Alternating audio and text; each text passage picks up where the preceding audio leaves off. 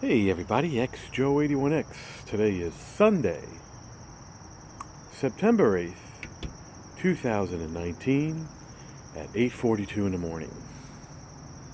JK18 already made a video about this. I'm going to make my video. Hopefully, with enough time, I'll be able to tell you the end result and the fuckery about the HVAC industry in New York. Wednesday morning, I wake up in the middle of the night to take a leak, and the house is warm. I don't pay any attention to it. Go back to bed. I wake up to go to work. House is still warm. I shut the thermostat at this point. It was reading 76, and it calls for 71. Seems to be a good temperature when there's no heat wave. I get ready for work, and I said, let me change the batteries. The batteries have been flashing change probably for a month or so. So I said, let me just change them. Not that they would fix the problem, but you never know. You run downstairs, 2 AA batteries, put it in, put it back on the wall. I get ready for work again. I let it sit, and then I turn it back on. Turn it left for run, or cool, sorry. Air handler doesn't come on. It's on for like 5-10 minutes. I'm getting ready for work. I'm telling my wife, I said, I think the air conditioner's broken. She's laying in bed. I said, oh, Jesus. Oh, boy. Oh, my God. I ramp it down to 69. Or that's when it stopped, and then the air handler did come on, which is still a little weird. Air handler comes on. About 3 minutes goes by. I said, oh, wait. Let me check the air compressor or the air condenser, the outside unit right here. I run outside. The fan is not spinning, but the compressor is humming. I said, oh, shit. I run upstairs. I shut the thermostat. And now I'm like, okay, fan's not spinning. No problem. Take the day off from work, call JK18 or email him, and he comes over, and we decided to just get a run capacitor. Couple of stores in my area won't sell to homeowners. Couple of stores will. We go and play that fiasco. It's not even worth talking about. 2 stores later, $7. We go and get a 45 microfarad over and under 5%. From the factory 5 years ago, it says 45 microfarad plus and minus 6%, but that's it. It's a 3.5-ton Rheem unit, and it's 5 years old with a 10-year warranty. We come back, throw the run capacitor on, mimic the whole thing. Air handler turns on because I left it at 69. Fan doesn't turn on. So okay, great. Check the contactors. Turn the disconnect. There's a button inside the contactor. Turning it on and off. The compressor's engaging. After the brain fartings and the morning wore off, we turned it on to run again or cool, and the fan came right back on. And Jay's like, oh, that's right, the contactors, because you only have a run capacitor for the compressor, the contacts are creating 24 volts from the thermostat and then going into my motor. Well, I don't have a generic induction motor with a run capacitor for the motor or one big capacitor with 3 terminals. I just have a 2-terminal run capacitor for the compressor. What I have here is a high fake SEER, 16 SEER, ECM motor, which is the electronic version built in. So all that stuff that hangs off of the old motors, the motor is like 4 inches for an induction. This is an extra 2 because the bottom of it, or the top, or whatever, it has electronics in it.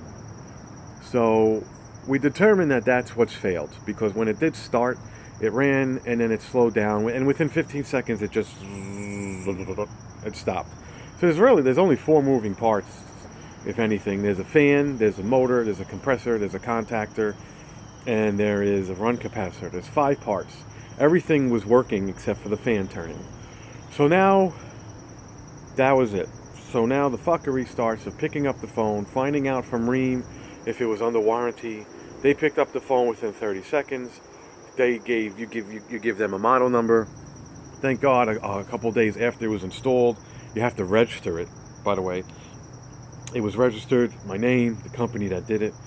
And she says, yep, you're right in the middle, sir. You have 5 years in and 5 years left. What's wrong? the motor failed. No problem, sir. Unfortunately, as a homeowner, you have to have an HVAC license and or be a contractor for us to determine that you're allowed to do a warranty exchange. No problem. So now I call a bunch of companies, and after about 15-20 minutes, I found out there's 1 or 2 Rheem dealerships in New York where I live. And I called them up, and they're both the same. They're MCN Industries, and they both don't want to give you more than 3 minutes on the phone if you're a homeowner. They're the only Rheem dealerships where I live. If anything breaks from a Rheem knob to a screen, anything Rheem, that, whatever. They did not want to talk to me. They did not want to entertain me. I needed to be an HVAC contractor. I mean, I get both ends. I'll tell you the story. I'll play devil's advocate. I'm not just going to give you the homeowner side. I get it. They don't want guys coming in and out, swapping parts, and they're not going to sell to me, but they want to sell to the company, and then the company's going to tell you that the motor's X amount of bucks, and then it's going to cost X amount. I get the circle. But I mean, not for nothing, it's not like I'm purchasing the unit. When things break, you should be able to, purchase it. You should be able to, walk in and say, this is broken. Okay, here you go. So it's under warranty. So now I just have to find a company that pays for labor or the warranty claim. Okay, so that's that. Here's phase 2. Picking up the phone and finding contractors. So the first thing I started doing is I went to Facebook. I went to the town I live in. And I don't know if this happens where you are, but certain towns or counties or villages have Facebook groups. And everybody is nosy. And everyone wants to know, who's our AC guy? Who's our a sprinkler guy? Who's our, sliding glass door guy? Why is there a helicopter on the corner of A and B? Police activity on the corner of C and D. It's just. Oh my God! If you're on, it's a nosy place. But what's good is you type in central air conditioning in the search thing once you're in the group site, and it'll come up with everybody's list. You hit most recent. And over the last 2 months, July and August, you get guys will say, who is our central AC guy? Or central air conditioner broke. Or central air conditioner's freezing. Thermostat's broken. Basically, people who don't want to think for themselves or just want an instant answer will just type in, oh my God, came home, something's broken, what do I do? Sometimes you get nice people, and sometimes you kind of get the ignorance or the backlash of, hey, you're a grown-ass man. Why don't you buy a multimeter and do some things yourself? And then it gets a little sorry, I'm on Wall Street, don't know anything about, wires. And then it goes back and forth. Anyway, I narrowed it down to maybe 6 or 8 people. Started picking up the phone. Who picked up, who didn't, who had an answering machine. Turns out I got in touch with a couple people. But they wanted me to purchase the motor myself. They wanted me to purchase it through them, whether I was going down with them or I was giving them my credit card over the phone, which is rule number 1, is no. Then they were going to fill out the paperwork together. Company A is purchasing motor for Joe, last name, at this address. Please put in for a Rheem warranty. They were going to get the warranty, the cash. Then I was supposed to call them within 30 days, and then I was going to get the money back. Okay, listen, let me ask you something. Take a break if you're listening at this point. I'm going to purchase something before it gets fixed. It's under warranty. Then in 30 days, other than a big conglomerate, I'm supposed to trust Ma and Pa Kettle to give me back my X amount of dollars? No way. I was not comfortable with that. Maybe that's the industry norm. I don't know. So I called the company that installed it. They couldn't really give me a price over the phone, sir, because usually, it's $125 to diagnose the problem, and you already said you did. So I'd have to talk to my managers to see if we could waive that fee and just charge you to swap. And yes, we're a big company, so we eat the warranty, and we're in charge of getting our money back because you're the homeowner. Well, something told me to keep calling because a big company is going to be big bucks. So I found this guy named Mike or Michael um, Fabrizio. Michael or Mike Fabrizio on Facebook. And I reached out to him, and he picked up the phone, and I said basically what I guess my opening line was, do you work on Rheem units? Yes. Do you work on warranty exchanges? Yes. What's wrong? My motor has failed. Oh, you have an ECM motor? Usually what I like to do is leave the questions open-ended and see if that group, contractor, plumber, electrician, see if we talk together. Oh, ECM motor? So boom, he already knew what it was. Boom, he already dealt with them. Boom, he works with Rheem. Like, stuff like that. You don't want a guy to be like, what's an ECM motor? And you're like, maybe it's called different. Anyway, so we went back and forth. It was a little bit my fault that I didn't engage right away. He wanted to put a donor motor in for $150. Then he was going to do the swap for me. And then he was going to give me the motor. I guess drop it off. And he was going to be in charge of the warranty. So at 12:30 on a Wednesday, the night after it happened, I'm off. Me and JK18 have exhausted all leads. And at 12:30, I told Mike, good to go, $150. Put in an induction motor with its own run capacitor. Do the warranty exchange for me. Give me the motor in a box, and we'll see what happens in the next 5 years. And we were done. 4:30 came. I texted him. He told me he was on a big gas job that's getting inspected the next day. I'll call you when I'm en route. 6:30. Text him. No bueno. 7:15. He texts me. Hey, sorry, not going to be able to make it today. Still on the gas job. I'm not going to do the induction motor. I'll just do a swap tomorrow. Whoa. Listen, you have a Facebook page. You have a Facebook group, and I'm not even going to bother showing it to you. It's all. You want to look him up? You could try to look him up. It may not work depending on where you are. You know, you want to type in so-and-so, Michael Fabrizio, New York. Yeah, maybe he'll come up. It's got a picture of him and his kids. Whatever. You took the time to make a Facebook page. You have a Facebook comments, which I'm on the fence of making a negative one or not still. And then you're going to ghost me because you're on a bigger job. I respect that. But then his last text message was, we'll touch base tomorrow and I'll see how my schedule is. But what I'm trying to say is, like, your big thing is 24-hour emergency service. Call me, plumber. That you were like the top 3 guys where I live. You were like one of the guy. And you're not coming to my home to do a service for money. So I don't understand. I just don't understand why this didn't work out. I'm a little bit skeptical about how, like, you just don't, like, fit me in. Oh, hey, listen, I could do it Friday. You didn't want to work with me. After 7:15 Wednesday night, you were like, sorry, the next morning. So I have to go to work Thursday morning. I go to work, I get my list of people I already spoke to, and I call him at 8:15, no pickup. I call him at 8:45, no pickup. I text him at 8:45, what's going on today? Question mark. Wasn't rude, no profanity, no answer. And so at 9 o'clock, I started calling other people. And I got back to the same people that I called yesterday, and I got the same runaround, and I got the same, oh, wow, I know that guy. He's really pretty good. Because this whole group of the town I live in, within 5, 10, 15 miles, this group of HVAC guys all know each other and all charge $5, $10, $15 higher or lower. And then they all talk to each other. So I finally got this guy that was willing to just shut me up and do the work. His name is, I don't know their names, but it's All Pro HVAC. And he was just so quick. I picked up the phone and said, hey, listen, man, I need a Rheem warranty. He goes, okay, what's up? I said, I did a bunch of tests.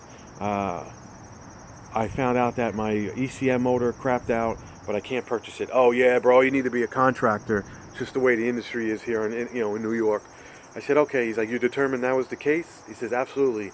if you don't mind, how did you determine that? Oh, sure, yeah. Da da da da da da da. Oh, okay, cool. Sounds like you know what's going on. No problem. I'll do it for you. I said, okay. How much? Hold on. 3 seconds. Whether he had to answer a call or just ask his partner.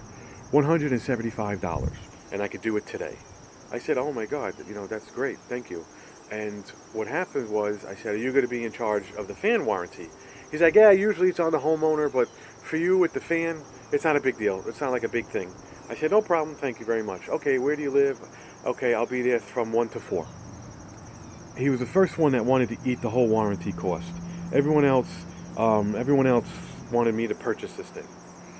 No problem. He called me back. He told me that MCN has it in stock. He put it aside. He purchased it already. He'll be here 1 to 4. No problem. I come home from work. They show up around 4:15. 2 guys in a truck. Well, a Toyota Tundra pickup truck. Who cares? Hey, what's up? Got a box. There's the motor inside.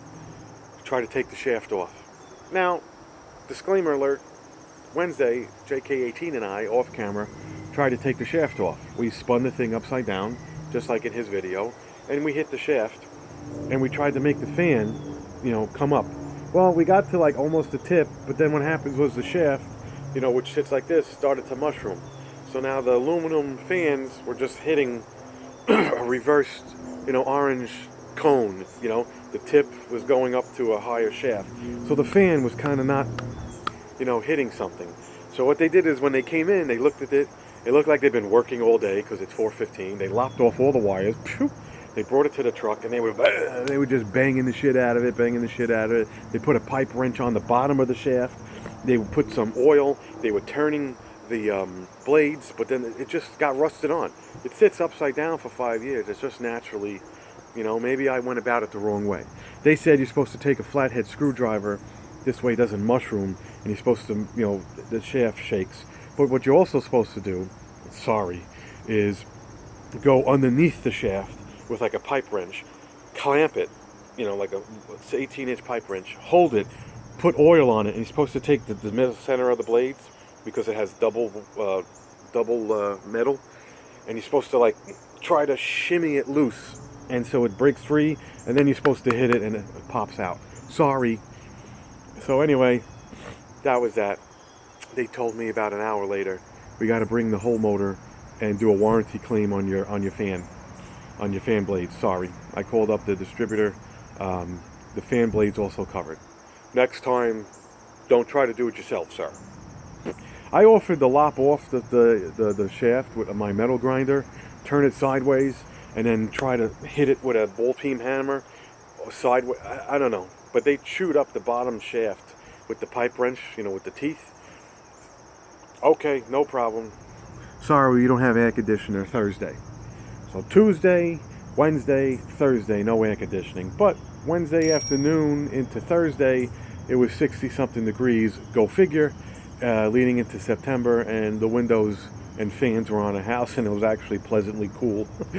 So, of course, Murphy's Law, it breaks, but I guess knock on wood, it didn't break during a heat. We had 1 or 2 heat blooms. So I have so I'm at work Friday. I get a text message. Thanks. Guys are there. The guys are going to be there shortly. I checked my cameras. Like 10:30, they showed up. I can't see them on camera because there's no reason to put the air conditioner on camera. Maybe like a half hour later, they're in the thing. All good, all set, up and running, whatever. I check the camera. I see the tree is blowing. Perfect. I come home. The house is pretty cool. Both thermostat numbers say 69. That's it. So my 5-year, 3.5, 3.5 ton Rheem unit ECM motor failed. What I didn't tell you, if you're watching at 19 minutes and 38 seconds, is that Tuesday night, Monday or Tuesday, I can't find out. We had a blip. We had a blip. You know what? It was Monday. Monday was Labor Day, and I was cleaning the fish tank. side story, and we had a blip, like a boom. So, being that's an ECM motor, the blip, depending on what kind of blip and where it comes from, it goes to different. You know, I'm sure you've heard people losing their refrigerators or anything that's running. Maybe a computer tower fries, whether it's a lightning strike or it's a blip, or the voltage drops down to or drops high. These electronics are very sensitive. I'm very surprised that the world we live in now, things don't come with surge protectors. You get a lot of like a power washer and like portable air conditioners come with that big brick that's the 3-prong with the test, like a GFCI built in.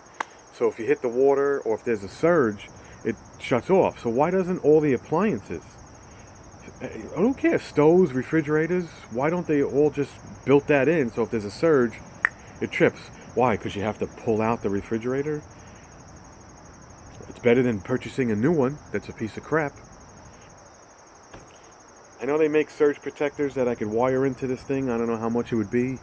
Someone said it's about $750, and you have to come, you know, load side after the disconnect.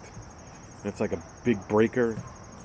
For $750, I have another 5-year warranty. Maybe that's something to save for. So after the 5 years, then you put that. I don't know. So anyway, I'm going to wrap this up. My air conditioner broke. Me and JK18 figured out it was the motor.